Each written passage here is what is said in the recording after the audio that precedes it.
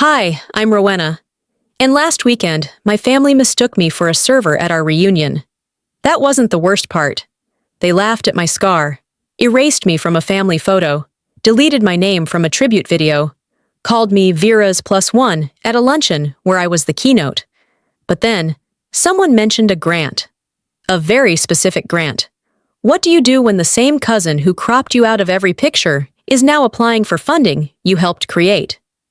And what happens when she finds out? You're not just in the room. You built the room? They didn't see it coming, but they heard it. Now ask yourself, how does a family pretend to love you while erasing you in real time? Charleston always smelled like salt and moss when the air turned warm. It clung to the edges of my cardigan as I stepped out of the rental and into the garden-turned patio where folding chairs and plastic wine cups marked yet another family reunion. I'd chosen the dress carefully, navy blue, sleeveless, and casual enough not to look like I was trying too hard. For the first time in a while, I wanted to feel like a woman, not just a walking title. But the breeze betrayed me. As I reached for a cheese skewer from the grazing table, the fabric shifted just enough for the scar along my shoulder blade to peek out. It wasn't large, but it was unmistakable. Jagged, pale against my skin. "Well, still haven't gotten that fixed, huh?" Aunt Nadine's voice sliced through the chatter like someone tapping a knife on a wine glass. Her drawl was sweet tea Southern, but the intention? Razor sharp. Heads turned. A few smirked behind plastic cups. No one said anything, not even Vera, who stood closest to her. She just blinked, sipped her wine, and looked through me. I adjusted my posture, didn't flinch, didn't answer. I didn't owe an explanation for something that once saved my life. Aunt Nadine chuckled, like she delivered a punchline everyone else was too polite to laugh at. "It's Memorial Day, Rowena. You could have at least tried to wear something decent. We've got guests, you know." I returned the skewer to the plate. "It's decent enough for me." She huffed and turned away. I didn't. I stood a moment longer, letting the sun settle on my shoulders, feeling the sting of exposure, not from the scar, but from the eyes that saw it as a flaw. I remembered what Dr. Hauser once told me, back in the lab during one of my more exhausted weeks. Some scars are survival's signature. Don't erase what you've earned. I clung to that. Inside the tent, the buffet line grew louder. Plates clattered. Someone laughed too loud at something I couldn't hear. And little Lissa, Vera's niece, approached me with her sticky fingers, clutching a juice box. "Are you Vera's friend?" she asked, wide-eyed. "You look like someone from school." Before I could answer, Vera chimed in behind her. "She's not with catering, Liz." She said it with that pretend warmth people use when they want the insult to slide beneath the radar. The air thickened. Lissa blinked. "Oh." I smiled down at her. "It's all right. I'm just the science nerd who brought juice boxes to the wrong party." Vera didn't laugh. No one did. Lissa scampered off, distracted by cupcakes. Inside, the long dining table was being set. White tablecloths, name cards, the good flatware we only used once a year. I scanned the table, searching for my name, and found it. Far end, closest to the swinging kitchen door, tucked near the stacked extra chairs. A cousin passed by. "Didn't know you were coming," he said with a shrug. "We just slotted you in." I picked up my name card. No fuss, no drama. Just a smile, a slow inhale, and a walk to the furthest seat. I pulled out the chair and sat. The scent of fried shrimp and bleach from the kitchen drifted through the curtain. Someone yelled for more iced tea behind me. The chair wobbled slightly. Of course it did. I didn't touch the place setting. I just stared ahead at the floral centerpiece 3 seats down. Same seat, every year, I thought. Same view, same reminder, you're an afterthought. I opened my phone, typed a note. Document this. Chapter 1. I meant it half-jokingly, but the longer I sat there, the more I realized. This was no longer just family oversight. This was habit. This was systemic forgetting. This was erasure dressed in white napkins and polite smiles. and I was done folding myself small to fit it. The sun dimmed just enough for the projector screen to flicker on inside the tent. Family Through the Years flashed across the fabric in bold, warm script. One by one, the faces appeared. Vera at a charity gala, the twins in their graduation gowns, Aunt Doreen cradling her third grandchild. Laughter filled the tent as each image changed. People clapped at their own memories. I leaned back in my chair, waited. The slideshow looped, but my face never came up, not even once. The laughter from the video faded slowly, leaving only the clinking of glasses and the low hum of the projector cooling down. I remained seated at the end of the table, where the scent of dish soap still lingered, and I stared at the now blank screen like it owed me an explanation. Someone passed behind me and whispered, "Guess they couldn't fit everyone in." I didn't turn around. I didn't need to see who said it. The tone was enough, dismissing, rehearsed. A few minutes later, as the crowd thinned around the punch bowl, a cousin handed me a printed schedule for the day's remaining events. "We're doing the trivia contest next," she chirped, "then cornhole and family charades." I scanned the agenda. A few events had cryptic names like The Lemonade Incident and Bunker 2002. My brows furrowed. "What's the shampoo showdown?" She laughed. "Oh, that one. Inside joke. From the group chat." "What group chat?" Her eyes darted toward Vera, who was adjusting her lipstick in a compact mirror across the room. "The family planning thread. Vera said you're not really into social stuff." I handed the paper back without a word. My phone was already in my hand. I opened every messaging app I had, scrolled through group names, searched for keywords. Nothing, not even blocked. Just forgotten. Left out the same way you leave a light on when you exit a room, thinking you'll be right back. But you never return. It wasn't about trivia games or inside jokes. It was the ease with which they erased me. The confidence they had in assuming I wouldn't notice. Or care. I'm not antisocial, I thought, slipping the phone back into my pocket. I'm just not interested in being a footnote in someone else's story. Later, during the official photo session, I was walking toward the back lawn when I overheard Uncle Brett chuckle. "There she is, our golden girl." I assumed he meant Vera before I even turned. Sure enough, Vera stood on the steps in a pale lavender dress that caught the wind just right. She held a wine glass in one hand and smiled like she'd rehearsed every angle. Several cameras flashed.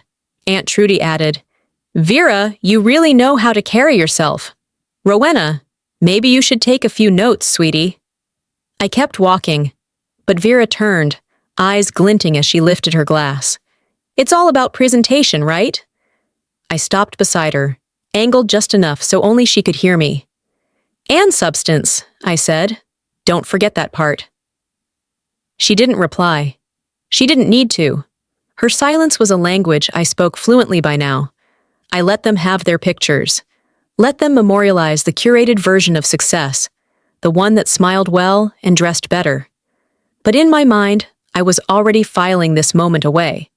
Not as a failure, but as another data point. That evening, as the family trickled into the banquet hall for dinner, I grabbed a seat near the middle. I didn't want to fight for visibility anymore. Let them seat me wherever they thought I belonged. I knew better. A hush fell as the lights dimmed. The projector flickered back on. "Legacy in Motion," the title read, in a swirling gold font.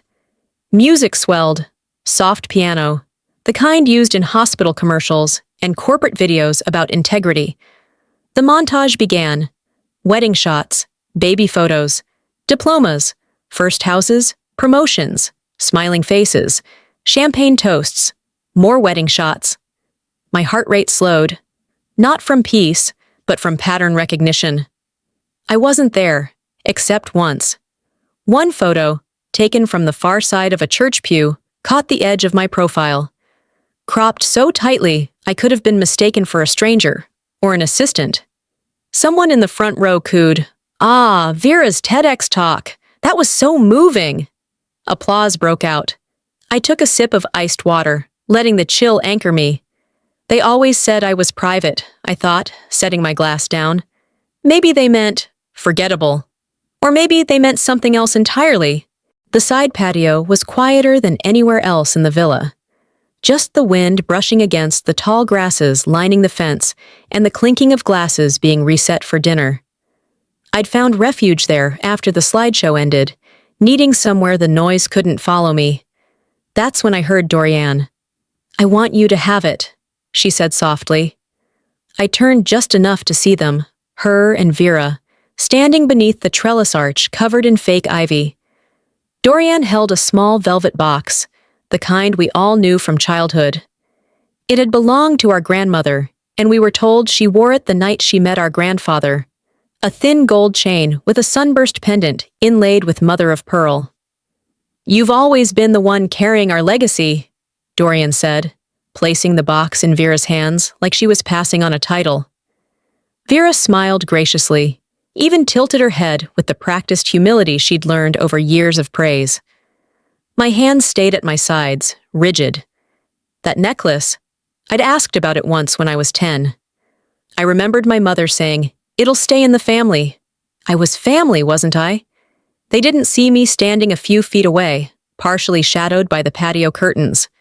And I didn't let them. They say legacy, I thought, but they mean visibility. I never stood in the right light. I turned before Vera looked up, before I'd have to pretend it didn't matter. Because I wasn't sure I could. Back inside, lunch cleanup was in full swing. Disposable cups half filled with soda sat abandoned across tables. Napkins strewn, someone had dropped half a lemon tart on the carpet. I was walking toward the hallway when a cousin, Jessie, the one who always wore platform sneakers, held out a trash bag to me. "Since you're not busy, would you mind helping us clear some of this up?" She said it like it was a favor, as if I had nothing better to do. I glanced across the room. Vera was draped over a lounge chair, sipping her wine, chatting with a pair of second cousins about a new vacation spot in Aspen. "Sure," I said. I took the bag. In the kitchen, I started gathering plates, plastic scraping against plastic. Someone walked by without looking at me, talking to another cousin about who was killing it lately. They listed names, none of them mine. Funny how people only see you when there's something to sweep. I dumped a tray of cups into the bin and leaned against the sink, not tired from the chore, but from the repetition. I could have been anyone in that moment. A guest, a helper, a ghost. When I stepped outside again, the sun had dipped just enough to cast orange shadows against the porch floor. That's when Marlene found me. "There you are," she said, as if I'd wandered off. "You're always disappearing." I didn't say anything, just waited. "I just wanted to make sure you're not upset about anything," she continued. "You know how these things are. Everyone's busy, and you don't have to prove anything to be part of this family." I turned slowly to look at her. "I'm not." She blinked, relieved. "I just stopped trying to disappear." Marlene opened her mouth, then closed it. She looked down at her hands, fiddled with the hem of her blouse. I knew that talk. I'd heard variations of it my entire life. Said with a tilted head, with concern painted over discomfort. She meant well, but meaning well doesn't fix what's been broken repeatedly and handed back to you with a smile. How do you explain to someone, I thought, that silence doesn't mean acceptance? It just means you ran out of ways to ask to be seen. She patted my shoulder like that was enough. Then she walked off, probably thinking we'd had a moment, that something had been mended. I didn't follow her. That night, in my guest room, I sat by the window with a pen in hand. There was a journal I kept only for truths, words I couldn't say aloud without unraveling. I flipped to a clean page and wrote exactly 3 words. No more shrinking. By early evening, the breeze off the beach had turned sharp enough to make napkins lift from plates. Dinner wasn't for another hour, but most of the family had already migrated toward the balcony for cocktails and light gossip. I stayed near the edge, letting the wooden railing press into my palms while watching the horizon flicker gold over the water. Sometimes quiet was the only thing that didn't lie. Dorianne clinked her spoon against a glass, commanding attention with the same flair she once used at PTA meetings. "Before dinner starts," she said, smiling broadly, "I thought it'd be lovely if Vera said a few words." There were murmurs of approval. Someone clapped. I didn't move. Vera rose effortlessly, her dress smooth, wine glass still in hand. She didn't need notes, she never had. "I just want to thank everyone for always being so supportive," she said. "Family is everything, and it means so much to be surrounded by people who believe in what I do, who understand how hard it is to balance being visible and being valuable." There were nods, a few hums of agreement. "And for those of us who maybe love science more than people," she added, with a smile that didn't quite reach her eyes. "Perhaps this weekend reminds us how important it is to stay connected. There's more to life than data and deadlines." The laughter was soft, almost polite. But it carried. Marlene looked at me then, just a flicker, and quickly looked away. I didn't flinch. I didn't sip my drink or excuse myself. I stood still and let the sting settle. They think silence means defeat, I thought. They've never met my silence. I turned back to the ocean and let the wind whip strands of hair across my cheek, not caring anymore if I looked put together. Because nothing about that toast had been kind, and everyone who laughed knew it. Later, when we filed back inside for the next program, the Next Generation Women of the Family montage, I wasn't expecting much. But what played surprised even me. It wasn't just Vera. 2 other cousins, one who'd done a yoga retreat in Sedona, and another who started a mommy blog, were featured. Clip after clip. Music, accolades, photos of them holding trophies, posing with speakers, laughing at podiums. I leaned slightly toward Marlene.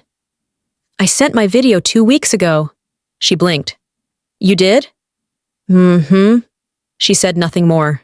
No apology, no acknowledgement. Just shifted in her seat and stared at the screen as Vera's TEDx snippet took center stage once again. I wasn't overlooked, I told myself. I was erased. It was deliberate, clean, surgical. When the montage ended, applause filled the room. I didn't bother clapping. Instead, I walked to the back where Dorianne was holding her drink with both hands like a chalice. "Hey," I said, voice calm. "Quick question. I sent in a short video for the women's segment. Was there an issue with the file?" She didn't flinch. "Oh, right. Yes, I remember. We didn't have time for all the submissions." My brow rose slightly. "It was under the time limit." "Well," she said, leaning in as if sharing something confidential, "your work's just a bit dense. I mean, genetics and whatnot. Hard to make it, accessible." I smiled, just slightly. "Dense doesn't mean it doesn't matter." Dorianne blinked. Her grip tightened around the glass. "I think people would have understood more than you assume," I added gently. "But maybe that wasn't the point." She said nothing, just gave the kind of smile you reserve for store clerks who ask too many questions. I turned to leave. People will provoke your silence, I thought, until it starts to speak louder than their words. I stepped outside again, back to the balcony. The air had cooled further. The last edge of sun was sinking behind the ocean, pulling shadows across the deck. Someone lit the citronella candles. Somewhere inside, laughter rose again, thinner this time. Hollow. But I didn't go back in. The last laugh hadn't landed yet, but I could feel mine coming. And it would be quieter and deeper. I stepped into the foyer to hang up my shawl before dinner. Not because it was warm. I hadn't felt truly warm all weekend. But because I needed something to do with my hands. My heels clicked lightly on the marble, echoing against the high ceiling. That's when I heard it. "Sweetheart?" a voice called from behind. I turned halfway, instinctively polite. It was Aunt Renee, married in, rarely remembered birthdays, always remembered to judge. She tilted her glass and motioned toward the drink station. "Would you mind grabbing me more lemonade? The servers seem to be tied up." Before I could respond, Vera glided in from the side hallway, wine glass in hand, like a ghost in linen. "She's not with them," Vera said, the corner of her mouth twitching. "That's Rowena." A small chuckle passed through the guests nearby. One of them even murmured, "Oh," like realizing a mistake, but not quite regretting it. I looked at Renee, then back at Vera. "I'm not here to serve," I said quietly, "but I see who truly is." That stopped the laughter, if only for a beat. I turned back to the coat rack and adjusted the shawl, letting the conversation dissolve behind me. I didn't need to defend myself. I needed to remember, invisible is one thing, disposable is another. A few minutes later, I slipped away into the villa's library, an underused space filled with books chosen more for aesthetic than content. The dim table lamp hummed as I flipped it on and settled into the armchair by the window. I pulled out the small leather-bound journal I always traveled with, a thin black pen clipped to the spine. I opened to a marked page, notes for my next draft, half equations, half theory on genomic sequencing and early mutation detection. On the top of the page, in my own scrawl, NIH Draft 3, Rowena Marlowe. I studied it, not for errors, but for clarity, for control, for the part of me no one here had ever taken the time to ask about. I remembered one night in the lab a year ago. It was nearly 3 a.m., my eyes burned from the microscope. A colleague had gone home hours ago, but I'd stayed to finish the sequencing on an especially volatile sample. Above the lab sink, taped loosely to the wall, was a quote someone had scribbled in Sharpie. "There's dignity in silence, but not in suppression." I'd taken a picture of it, kept it in the same notebook. Outside the door, I heard voices, shuffling, laughter. A tray dropped and caught just in time, but I didn't move. The next knock was softer. "Hey," came Marlene's voice. I closed the journal. She stepped inside, her steps tentative, her cardigan buttoned unevenly like she'd dressed in a hurry. "Can I sit?" I nodded, gesturing to the seat across from me. She sat slowly, resting her purse on her lap. "I wanted to check on you." "I'm fine," I said gently. "You know your work is important," she said, hands wringing. "It's just hard for people to understand. It's not like Vera's things. Hers are easier to show off." I tilted my head, studying her. "That's the thing about being underestimated," I said. "You learn to sharpen the dullest weapon, silence." Marlene looked at me like she didn't recognize me. And maybe she didn't. Not this version. Not the one who no longer apologized before speaking. She nodded slowly. "I didn't mean to make you feel excluded." "I wasn't waiting for you to mean it," I replied. "I was just done pretending it didn't happen." Her face tightened. Not in anger, in realization. "I know it's hard to be the quiet one," she said, standing, "but you've always been strong. You don't need all this." But maybe I did. Maybe I needed one last moment to remember who I was, before I let them see it for themselves. As she walked out, I opened the journal again. This time, not to review, but to write. I jotted down 4 words under the last set of notes. They won't see me coming. I didn't need applause or permission, but I was about to give them something they couldn't ignore. By the time we filtered into the dining hall, my skin felt too tight. I could feel it in my wrists, my jaw, the curve of my spine as I adjusted the way I walked, not for them, but to brace myself. That kind of tension didn't come from nerves. It came from restraint. The seating chart stood on a faux easel by the entrance, names handwritten in gold cursive. I didn't even need to look. I already knew mine would be somewhere out of frame, as always. But what made me stop wasn't the card. It was the notebook. My own notebook. The leather-bound one with all my NIH drafts, left exactly where I had placed it earlier, on the corner of the console table beside the chart. The same one that had gone unnoticed by every family member passing it all day. Until now. Vera stood in front of it. She wasn't pretending not to see it.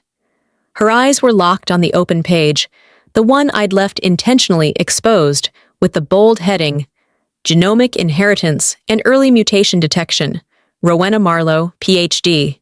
She stared long enough that I could see her fingers twitch. Then, without looking around, she gently folded the top of the page over, covering my name, and walked away. She didn't take it, didn't touch anything else, just turned and disappeared through the archway leading toward the bar. It wasn't ignorance. It was intentional. She saw me and chose silence. That moment confirmed what I hadn't dared admit until now. Vera didn't fear my work because she didn't understand it. She feared it because she did. Inside the dining hall, the low murmur of conversations blurred together like static. I followed the crowd, moving toward the back where the tech guy was setting up for the presentation. A few others hovered with wine glasses, half listening to an uncle retelling the same hunting story from 3 years ago. "Sorry, folks," the tech announced. "Looks like one of the video files didn't open properly. Something about a format mismatch." I took a slow breath. "What file?" I asked, stepping forward. He looked at his screen. Rowena Marlowe. Genetic something?" I walked up to the laptop. "May I?" He nodded and stepped aside. In 2 clicks, I found it, my file. Not corrupted, not unreadable, just renamed, dragged into the trash folder, not even deleted, just hidden, like me. I closed the screen gently, then turned around, not rushing, not raising my voice, just calm. "It wasn't an error," I said, loud enough for the table nearest to hear. "It was a choice." Chairs shifted, eyes turned. Someone whispered my name. Even Vera, seated elegantly near the center with a crystal glass of wine, froze mid-sip. For the first time all weekend, no one knew what to say. I walked back to my seat, but I didn't sit. I didn't need them to applaud. I just needed them to finally hear. After dessert, they played another slideshow. This time, a collage of family memories over the years. Vacations, holidays, birthdays. It should have been sweet. It should have been healing. But then a cousin leaned toward me and whispered, "Weren't you in that photo?" I looked up. It was a beach picture from a decade ago. I remembered that trip. I remembered standing right next to Vera, sand in my shoes, laughing because a seagull had stolen her sandwich. But I wasn't in the photo. The shot had been cropped. My cousin, puzzled, pulled out her phone, opened Instagram, and scrolled. "Here," she said, turning it to me. "You were right next to her." There I was, hand on Vera's shoulder, laughing. In the version on the screen, you'd never know. "There's a difference," I murmured, "between being forgotten and being removed." And that was the final thread. I looked around the room and didn't see family anymore. I saw an audience, and they were waiting for someone to take the mic. Dessert had been served. Pecan pie, lemon bars, a berry tart so perfectly arranged, it looked artificial. I barely touched mine. My appetite had checked out somewhere between the slideshow and the digital trash folder labeled with my name. The lights had been dimmed again for family memory night, Dorianne's idea, as always. She stood with a photo book in hand, beaming, flipping pages like she was revealing gold-leaf scripture. Everyone had a copy, leather-bound, heavy, smell of glue and pride. I cracked mine open slowly, scanning through the early pages. Births, graduations, weddings. Vera's section had an entire spread, page after page of perfectly posed photos, a charity gala, ribbon cutting at a local tech hub, and a luncheon at NIH, the one I attended. And there I was. Well, part of me. In a photo clearly from the NIH event, Vera stood centered, head tilted in that way she practiced in reflective surfaces. And beside her, me, full frame, hands clasped, in a blazer, present. The caption read, "Vera and guest, NIH luncheon, Washington, D.C." My name wasn't there, not even wrong, just gone. It wasn't a typo. It was an edit, an intentional blur. A quiet cousin sitting beside me leaned closer. "Wait, that's you, isn't it?" I didn't answer. I calmly closed the book and set it down in front of Vera, who sat 2 seats away, chatting about spa retreats with someone too distracted to notice the shift in the room's temperature. She glanced down, saw the book, paused. I looked her straight in the eye. She said nothing. She didn't have to. I excused myself, sliding past chairs and half-finished pie plates until I was out on the villa's back deck again. The night was still, ocean wind soft and deliberate. I reached into my clutch and checked my phone. One missed call. It was from Dr. Weiss. I called back immediately, voice low, posture upright. "Rowena," he answered, breath quick. "Just got out of the boardroom. You're confirmed. Keynote speaker, National Medical Symposium, and the youngest lead in our history." My hand gripped the rail as I looked out over the waves. "Thank you," I said. "You earned it." A pause. "We'll be sending formal details Monday, but you should know now. You beat out some big names." "Some of them I know personally," I said, eyes narrowing. "I figured you might." We ended the call, and I let the wind settle around me like armor. The door creaked behind me. Vera. She stepped onto the deck, barefoot, glass of champagne in hand. Her smile was light, but brittle. "Another presentation?" she asked, tone casual. "You really never stop, huh?" I didn't flinch. I met her gaze. "Some of us work in silence," I replied. "Others pose for the spotlight." She said nothing, took a sip and looked away. But her jaw had clenched. The door swung open again. This time, it wasn't family. It was one of the waitstaff. A young woman, maybe early 20s, holding a tray of dessert forks. She hesitated, then stepped closer. "Excuse me," she said quietly, her voice nearly drowned by the waves. "Are you Dr. Rowena Marlowe?" I nodded, surprised. She glanced down quickly. "You probably don't remember me, but last year you responded to an email I sent. My daughter was misdiagnosed twice. You forwarded something to our doctor. It saved her life." My throat tightened. I wanted to say thank you. From behind us, conversation buzzed on the deck, but a few people nearby had gone quiet. I didn't respond right away. I just smiled and said, "You're welcome, and I hope she's doing well." "She is," she nodded. "Because of you." She returned inside. Vera still stood near the railing, but her expression had shifted, just slightly, like the foundation she'd built her comfort on had finally cracked beneath her feet. The recognition that mattered most, I thought, didn't need a microphone. I turned toward her, calm, steady. "You can erase my name," I said, low but firm, "but not my work." The dining hall looked different when people were waiting for applause. There was a tension in the air, not anticipation, but obligation. As if clapping had become muscle memory for this family, something they did on cue, regardless of who stood at the front of the room. The legacy honors portion of the evening was in full swing. Dorianne stood behind the podium, floral scarf fluttering with each gesture. Her voice rang clear through the speakers. And now, to honor her contributions in public outreach and modern storytelling, we present our next recognition to Vera Marlowe. Polite applause rolled across the room. Vera stood with practiced grace, offering humble nods as she made her way up. Her heels clicked against the floor with confidence born not of merit, but performance. She took the microphone like she was born holding it. "I'm just honored," she said with a soft smile, "to be part of a family that values visibility, values leadership, and most importantly, understands that communication is key, whether it's through a platform, a podium, or just presence." Subtle glances shot my way. I didn't blink. "And of course," she continued, "I have so much respect for everyone in our family who's working behind the scenes, even if what they do isn't always easy to explain." Laughter, low and knowing. And that was my cue. I rose slowly, not rushed, not emotional. I didn't look to the host. I didn't ask for permission. I simply walked toward the front, past confused expressions and half-finished dessert plates.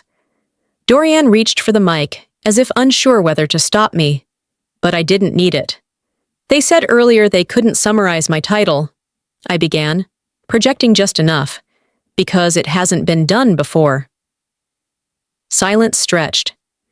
I am the youngest lead researcher in the history of the National Genomics Institute. Forks froze mid-air. Let me repeat that, for those who might have missed it while skimming resumes. Not youngest woman. Not youngest from this state.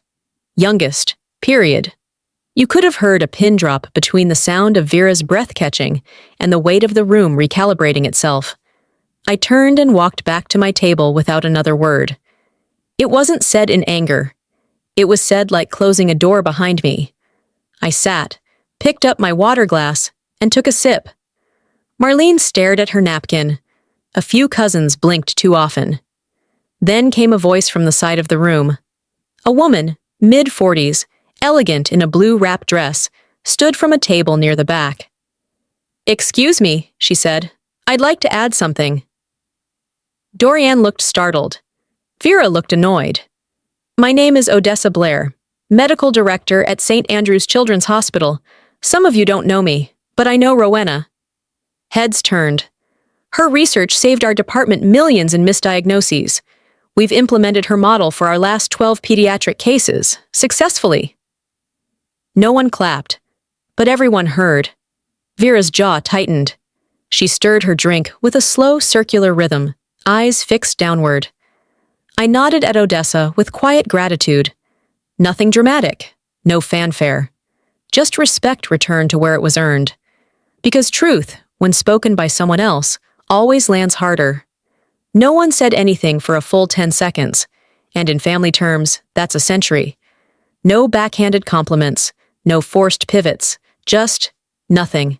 Eventually, someone coughed, a fork dropped, and then, like air leaking from a balloon, people began moving again, scooting chairs, refilling drinks, trying desperately to reset the atmosphere.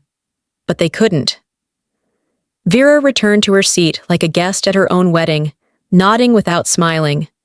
Her mother glanced toward me briefly, then away, lips pressed into a line so tight it might as well have been a zip tie. No one clapped. No one needed to. That silence was louder than their praise had ever been. I didn't plan to steal the room. I planned to leave it. But first, they had to see what they tried to erase. The echo of Odessa's words still lingered in the corners of the room long after she'd sat down. No one asked for another speech after that. No one suggested a toast or raised a glass. Even Dorianne, usually desperate to regain control of a room, stayed seated. Her fork stalled mid-slice into a lemon tart. Conversations that would have been loud and animated were now whispered, clipped, and cautious. People began collecting their things before the coffee service rolled out, muttering things like early drive tomorrow and kids need to be up early, even though most had no intention of leaving until the next day. I stayed at the same table, untouched pie before me, the fork never lifted. Uncle Brett, the same man who'd made that awful comment about quiet girls being good for library jobs the night before, wouldn't meet my gaze. He fiddled with his napkin like it had suddenly become a Rubik's Cube. Marlene kept folding and unfolding the edge of the tablecloth, occasionally glancing toward me, but never all the way. "Vera?" She slipped out quietly. No farewell, no dramatic retreat. Just vanished into a hallway with a half-full champagne flute still in her hand. They didn't say anything, and that's when I knew the weight of what had landed. Words would have only weakened it. This wasn't silence of confusion, it was silence of consequence. As the room thinned, I stood and walked slowly toward the back, where the buffet tables were already half cleared. A younger cousin, Deanna, was scrolling through her phone as I passed. "Hey," she said softly, glancing up. "Can I show you something?" I nodded. She swiped to an old photo, a beach shot from 10 years ago, a group picture, towels, umbrellas, sunburns, laughter. I was there, right next to Vera, hand on her shoulder. We looked happy. Then she pulled out the photo book from earlier. Same photo. Except I was gone. "I knew something felt off when I saw the printed one," she said, looking almost embarrassed. I thought I was imagining it. I smiled. Not bitterly. Not even sadly. Just the kind of smile that comes from recognizing an old wound that finally stopped hurting. They edited the moment, I said quietly. But I lived it. That's the difference. She nodded and put the phone away, eyes softer now, less naive. Later that night, I slipped out onto the porch. The sky had turned a soft indigo, and a light breeze crept in from the coast. I didn't need the noise anymore. I didn't want it. What I needed was to hear myself think, now that I finally felt like I could. I sat on the wooden bench by the far corner. The house behind me murmured with clinking glasses and scattered conversation, but out here, it was just the rustle of wind and the creak of floorboards. A few minutes later, Lissa, Vera's niece, stepped outside, dragging a fuzzy blanket behind her. She didn't say anything at first, just sat beside me and tucked her knees up, blanket around her shoulders. "My mom says you're scary smart," she said finally. "I think you're just calm." I glanced at her and smiled. Sometimes calm looks scary to people who aren't used to it. She giggled, then fell quiet again, content just to sit. From where I was, I could see the last of the headlights pulling out of the driveway. The taillights blinked once, twice, then vanished around the bend. For the first time all weekend, no one tried to interrupt me. No one corrected me. No one forgot me. They simply let me be. The morning after was quieter than it should have been. You'd think after a weekend like that, filled with speeches, curated smiles, photo ops, and barely veiled digs, someone would try to reassert control, redirect the narrative, but the only sound was silverware against porcelain and the occasional cough over coffee. Most of us sat scattered across the patio, sipping, chewing, pretending we weren't still marinating in last night's silence. I was on the far end of the outdoor table, picking at a croissant, when Vera's voice floated up the steps like steam from a cracked lid. "I'm putting in my application this week," she told Dorianne, loud enough for the group. "For that Genomics Initiative grant. Major funder, big name. It's going to put my program on the map." Dorianne nodded like she was at a press conference. "That's amazing, sweetheart. You deserve it." I kept my eyes on my plate for a moment longer, then wiped my hands with the napkin and stood, walking slowly toward the carafe of coffee next to where they stood. "That's wonderful," I said, pouring a cup for myself. "I helped write the funding structure. My name's on the board that reviews submissions." Silence. Not stunned silence like the night before. No, this one was different. Vera didn't drop her smile, but her hand tightened so sharply around her mug that I saw her knuckles whiten. Dorianne blinked like she was trying to process a new language. I didn't explain. I didn't elaborate. I simply sipped my coffee and walked back to my chair. Sometimes justice isn't loud. It just arrives like an invoice. Quiet, clear, and impossible to ignore. Before I left the villa that morning, I passed through the lounge one last time. A few people were folding up board games. Someone was struggling with a suitcase zipper. On the table beside the stack of untouched photo books, I placed a sealed envelope. Inside, a copy of my recently published abstract from Genomics Today, the letter confirming my board appointment, and the original version of the beach photo, uncropped.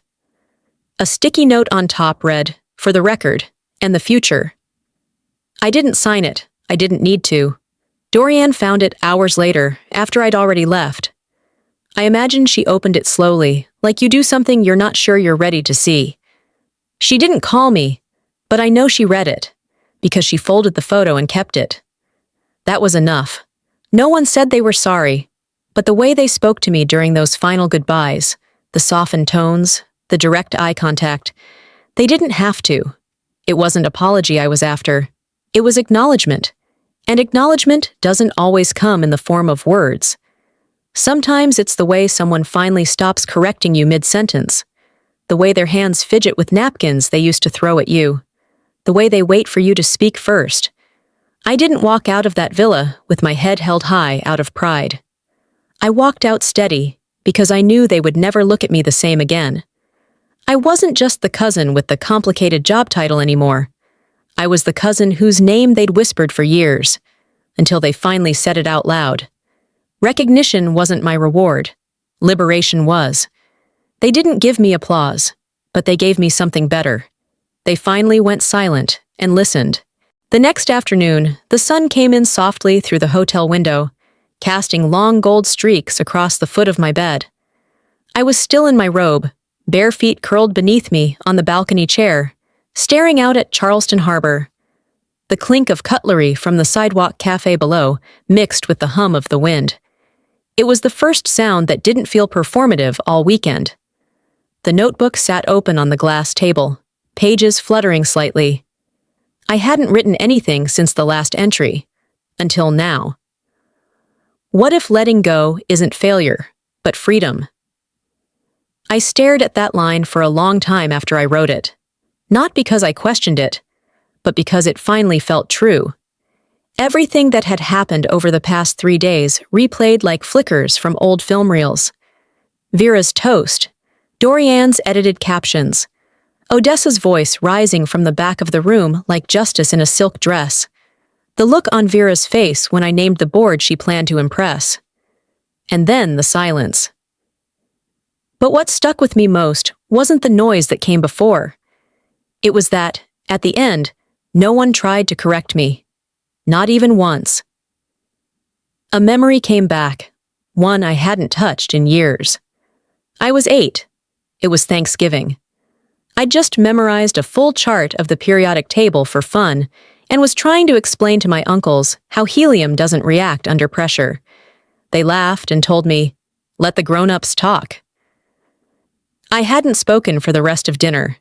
That little girl got the last word, even if it took years. The phone buzzed once on the table. A voicemail, Marlene. I didn't rush to play it. I took a sip of coffee, let the breeze touch my skin. Then I pressed play. "Hi, Rowena. Just wanted to check in. Hope you got home okay. I'm sure it was a lot. Well, take care." That was it. No apology, no clarity, not even an attempt at pretending to care about what had been said or not said. I played it again, not to hear her voice, but to confirm there was nothing beneath it. Then I deleted it. I used to think silence from them meant I had to shout. Now I know it means I'm no longer waiting. Across the room, my suitcase stood half open. A stack of papers rested on the desk, an updated grant proposal, a speaking invite, a blank note card I'd been meaning to reply to from a mentee asking how to survive in academia as the invisible one. I stood, walked to the desk, and reached for the picture frame I'd just picked up from the hotel gift shop. I slid a photo into it, the uncropped version of the beach trip from 10 years ago. My hand on Vera's shoulder, both of us mid-laugh. That photo wasn't for revenge. It was for context. Behind it, I tucked my latest research award letter. Not to flaunt, just to anchor it. Because the woman in that photo doesn't need to be in the center. She just needs to own her place. A soft ping hit my inbox. I sat down and opened my laptop. It was an invitation from a youth science mentorship panel in DC headline speaker. All expenses covered. They'd attached the flyer, "Mentorship that shapes the future." They had used my full name, no abbreviation, no edits. I clicked accept, and for the first time in a long time, it didn't feel like I was chasing anything. I wasn't trying to fix what they'd broken. I wasn't asking to be chosen. I had already chosen myself. I didn't walk away bitter. I walked away clearer and lighter. The lights backstage were soft, but I could still feel their heat. The quiet rustle of cue cards, distant echoes of voices bouncing off the high ceilings of the Washington, D.C. Conference Center. It all hummed around me like background radiation. Familiar, expected. I adjusted my lapel mic while a coordinator murmured something about timing. I wasn't listening. My eyes were on the edge of the curtain. Just beyond it, rows of chairs were filling, a few already occupied by sharp suits and even sharper reputations. Cameras prepped, lenses gleaming under the spotlights. And somewhere out there, Vera had found a seat. She wasn't supposed to be here. I heard her before I saw her. Heels, perfume, the quiet command in the way she moved through spaces as if they had been set for her. She didn't look at me immediately, just walked up to the mirror across the room, fixed a strand of hair, then turned. "You didn't even tell the family you were speaking," she said lightly, but the acid threaded beneath was familiar. "They knew," I said. "They just chose not to see it, like you." Her smile wavered, just for a moment. I didn't wait for a reply. The stage manager nodded. I stepped out onto the platform, not in anger, but in complete stillness. The camera flashes began the second I appeared. Not because I smiled or waved, but because the room shifted. They felt it, and I stood in it, comfortably. I took a breath and leaned toward the mic. "If they won't give you a seat at the table," I said slowly, "build your own damn institution." The auditorium froze. Somewhere in the front row, I saw Odessa nod. A few faces registered something between disbelief and awe. Vera's was unreadable. For 20 minutes, I spoke about ethical modeling in genomic research, early-stage trials for pediatric predictive medicine, and the cost of innovation without representation. I didn't dumb it down. I didn't cater to the back row. I finished on time. When I stepped down, the applause was real, not obligatory, not courteous. It lasted longer than I expected. I was halfway back through the corridor when a panel screen in the main hall lit up, announcing Dr. Rowena Marlowe as Executive Director, Division of Genomic Forecasting, a new federally funded program backed by the initiative announced last quarter. The same grant Vera had once bragged about applying for. The audience gasped. I didn't need to look. I already knew where she sat. I didn't block her path. I paved mine so well it left her behind. That evening, back at my hotel suite, the city glowed outside the window like an old song I finally remembered the lyrics to.